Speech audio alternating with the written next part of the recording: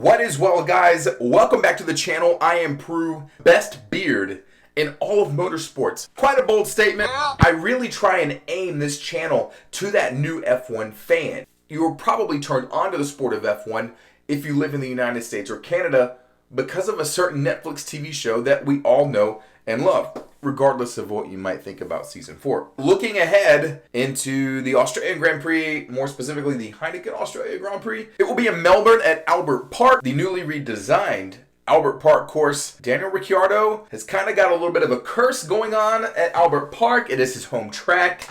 Let's see if he can break it this year. But the topic for today is Mercedes. More specifically, Mercedes-powered cars. You might hear the term Merc. That's short for Mercedes with all these F1 talking heads. So often they will say Merc, short for Mercedes.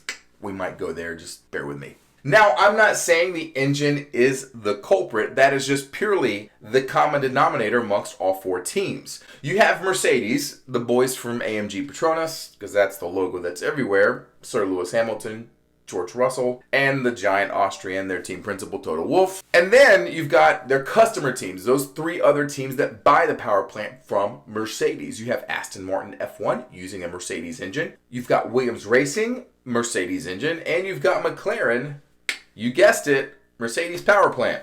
Ironically, over the first two races, only one Mercedes-powered car was actually forced to retire early before the race was over. That was Daniel Ricciardo, the Australian, at McLaren. God, come on, Rick. So why are all the Mercedes teams in F1 this year so bad? I mean, like all four of them, really.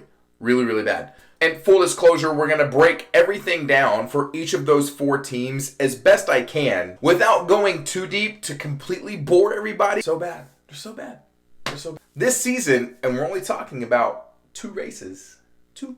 Yes, Max Verstappen and Red Bull kicked everyone in the teeth last weekend, but so did Ferrari. And that's about all we're going to say about that. Jeddah was a race of attrition, but it was largely due to mostly mechanical failure with the exception of Williams Racing. Yes, one of the Williams drivers, Mercedes powered team, got into a little with Aston Martin, Mercedes powered team, forced Alex Albon to retire once he wound up in the wall, but also his teammate Nicholas Latifi wound up in the wall as well. They're so bad. But while their collective results have left a lot to be desired, it's been the sum of those parts for each of those four teams. They're the culprit. Let me explain. Well, each car is effectively built by hand for every single Formula One team, even if they're buying an engine from another manufacturer, aka constructor. Also, while Formula One and FIA allow certain parts of each car to be purchased from other constructors, say brake ducts or some random little part, some teams purchase more parts from other teams than others. Like, historically, Haas F1, they're not a Mercedes-powered team, has bought every part that the FIA and F1 will allow to build their F1 cars. But back to the point. It's been the sum of these parts and the overall design, their kit, their aerodynamic package for each car, that is more than likely the culprit for everything going wrong with these four teams. With Mercedes, yep, the AMG Petronas boys, porpoising has largely plagued their performance leading up to the beginning of the season and for the first two races of the season. When everyone met up in Barcelona prior to the start of this year's F1 calendar, almost every team on the grid was experiencing this weird aerodynamic effect known as porpoising. They showed up to Barcelona with a car featuring newly designed side pods, just like everyone else. Everyone had to design a brand new car from scratch. Okay, we're going with it. Only to 1 week later in free practice sessions in Bahrain, appear to be using a car without side pods. Aerodynamic coverings on where the side pods should usually be, only there weren't side pods, just purely intake openings. And granted, every F1 car does have intake openings, but not every F1 car runs without side pods. This year, there's only one. I can't remember a time when a car actually did run without side pods. I don't know if it's the first time it's ever been done. I wouldn't doubt it. I mean, we've had cars with 6 wheels before in F1. That was a long time ago. But moving on. So yes, they showed up to Bahrain with a car without side pods. Still suffering from porpoising though. However, many experts from in and around F1, specifically racing engineers, predominantly former racing engineers within F1, have all likely agreed that those lack of side pods on the Mercedes car is not the sole reason that this porpoising effect is happening. And full disclosure, that porpoising effect shakes the driver not to death, but pretty violently at close to 9 to 12 Gs going around turns. It's pretty intense. The porpoising effect plaguing both Aston Martin's F1 cars and Mercedes F1 cars, because everyone else's has seemed to kind of subside. But for both Aston Martin and Mercedes, it's still largely there. And that porpoising is the direct effect of their overall aerodynamic design and packages for each of these teams' respective cars. Interestingly enough, porpoising has absolutely nothing to do with a track's surface, meaning if a track is completely smooth, bumpy, that has nothing to do with why porpoising comes about. It is purely aerodynamic design. McLaren. Where do I begin? Rule number 1 in F1, beat your teammate. Lando Norris is doing a really bang up job this year of doing that. His teammate Daniel Ricciardo.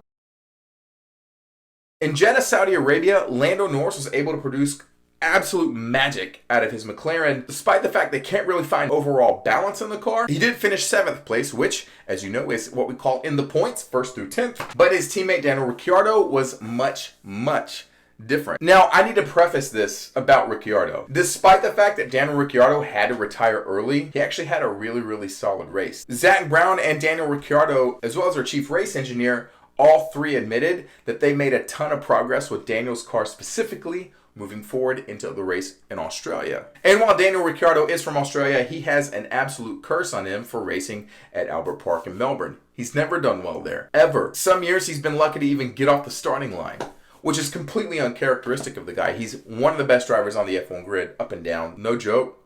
World champion material. Fight me on that in the comments down below. Oddly enough about Daniel, he left Red Bull a few years ago in under a little bit rash circumstances. He seemed to leave rather abruptly and landed at Renault. And he was at Renault for a couple of seasons and actually found a ton of pace in his second year at Renault, despite the fact the car was absolutely terrible. Moving forward to last season, Renault became known as Team Alpine. Not Alpine, Alpine. But Alpine is still using that Renault engine.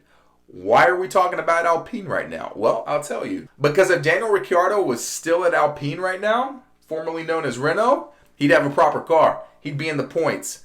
He might even be fighting it out for a podium position. Let's go. But he's in a Mercedes-powered car at McLaren. And all in all, not a bad team. Zach Brown is an absolute gift to the sport of F1. And I'm not just saying that because he's an American. He truly is. And even though Daniel Ricciardo did win in Monza last season, it wasn't quite enough to offset a very lackluster season overall. Also, his teammate Lando Norris finished really close second in that Monza race, and Lando's overall season was very consistent.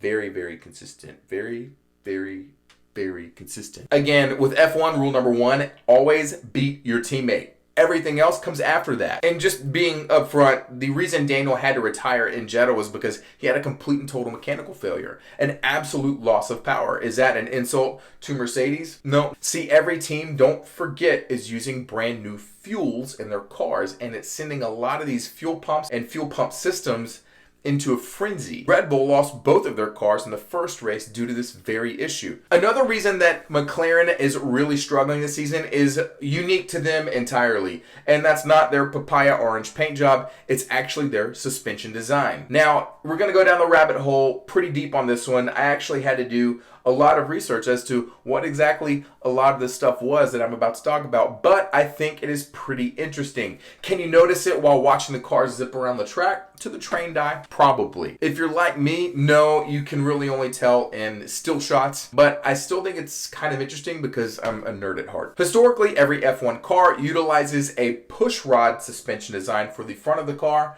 and a pull rod for the rear. McLaren felt the need during winter development to actually flip that around, but they're the only team this season doing that. But for whatever reason, they felt the merit to do that. It's not paying off. Who knows? They've got all season to develop it though. There's no rule, by the way, in the F1 rulebook that says you have to have this. I mean, shoot, you can put push rod all around if you really want, or pull rod all around if you really want. I don't know what the advantages are. I know it has to do with mounting points and this and that. Meh. The reason why I'm bringing it up is it's an interesting point that is very, very distinctly unique to McLaren this season on the F1 grid. That suspension design is creating a very, very unbalanced car. Also, it's interesting to point out another unique problem to McLaren. The front wings of their cars are the lowest that F1 will allow. They're the lowest on the F1 grid. Everyone's got their own sort of aerodynamic recipe of what works. And while they ran through millions and millions of simulations and computers, nothing can ever simulate the actual elements when you race outside on a track. Whether it's practice, whether it's running alone, whether it's qualification, or an actual race where you can draft one another